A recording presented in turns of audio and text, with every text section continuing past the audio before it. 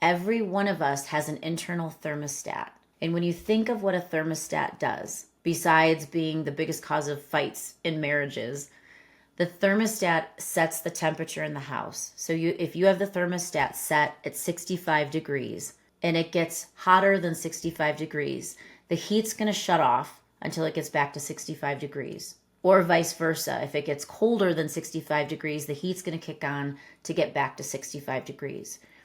You have an internal thermostat in your own nervous system that reflects your internal temperature.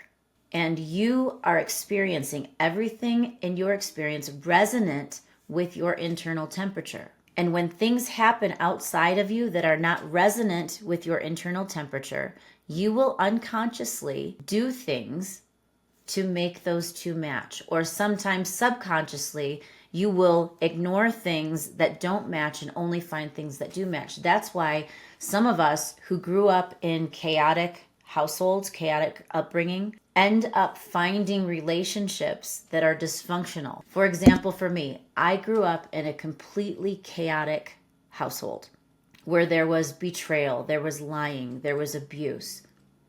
And because I was the most sensitive, all of the attention came on me that I was the problem, even though I was the third kid and there were parents. But I became the scapegoat. The focus became on me as the problem. And so what do? When I leave that family of origin, I go and I only resonate with relationships that replicate those same dynamics, that there's something wrong with me.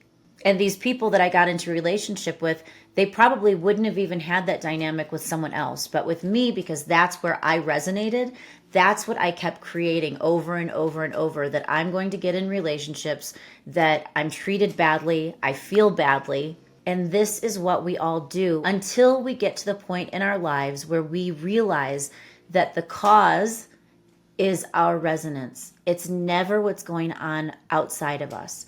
What's going on outside of us is always going to directly reflect what we're putting out there.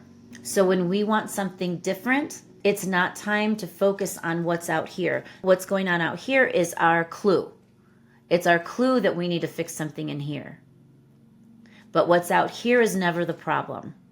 And that's a hard pill to swallow until you finally get it, until you finally can shift your perspective.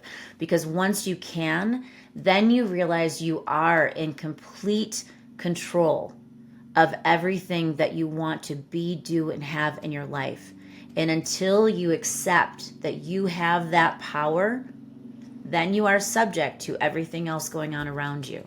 And it's easier than you think. Shifting your perspective to understand that you are the one creating everything going on around you puts you in the complete power seat, and then you can be, do, and have everything. And this message is especially hard when you're dealing with really hard stuff. And I'm willing to say this because I've dealt with really hard stuff. And so I don't say this from a position of growing up on a bubble and everything went great for me. I lost my mom when I was very young.